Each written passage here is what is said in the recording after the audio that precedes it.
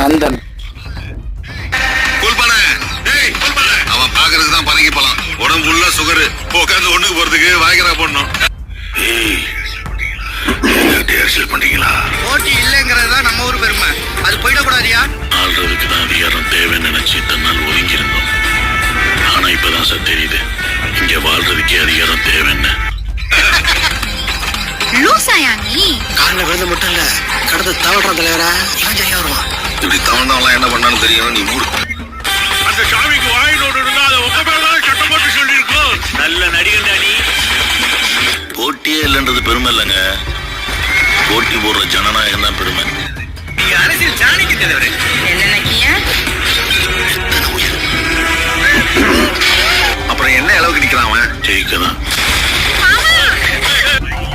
செல்வியை பார்த்து மயங்கி விடாத. இப்போ